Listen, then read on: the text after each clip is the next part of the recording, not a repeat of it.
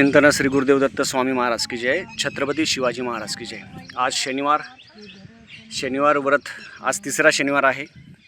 कुरवपूर ह्या क्षेत्रामध्ये शनिवारचं व्रत करायचं भाग्य बालाजी महाराजांनी दिलेलं आहे। आणि शनिवारचं व्रत करायला खूप जणांचे प्रश्न होते। आता बघा, आम्ही प्रवासात आहे तरी पण बालाजींचा फोटो आम्ही सोबत ठेवला। आपण काही नाही जमलं आपल्याला, हेच आपल्याला सांगायचं आहे की 7 शनिवारच्या व्रतामध्ये जर तुम्हाला काही नाही जमलं, फोटो ठेवा।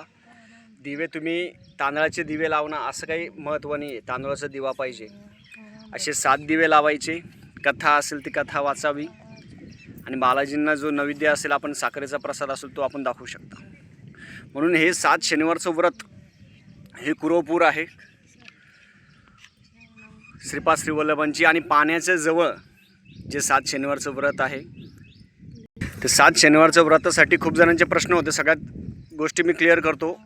आपल्या घरामध्ये फक्त बालाजींचा फोटो असावा। आपण तांदळाचे दिवे नाही केले तर साध्या पंथी ठेवा, काही हरकत नाही आहे। हेच पाहिजे तेच पाहिजे असं काहीच नाही आहे। हे 7 शनिवारचं व्रत, आता ज्यांना उपवास करायला जमलं नाही त्यांनी फक्त पूजा होईपर्यंत आपण सेवा आहे ती सेवा करायची। आता याच्यामध्ये प्रसाद, आता प्रसाद आणि फोटो आणि आपण दिवे, तर दिवे तुम्ही तुपाचे लावा, तेलाचे लावा, काही हरकत नाही। कुरवपूर या क्षेत्री म्हणतो की श्रीपादांच्या मुळे बालाजींची सेवा आहे ती कुरवपूर या क्षेत्री होती। काहीतरी श्रीपाद श्रीवल्लभांचे काही ऋणानुबंध असेल आणि बालाजी महाराजांचे जे 7 शनिवारचं व्रत आहे ते खंड होत नाही आहे, ते व्रत कंटिन्यू राहत आहे। नदी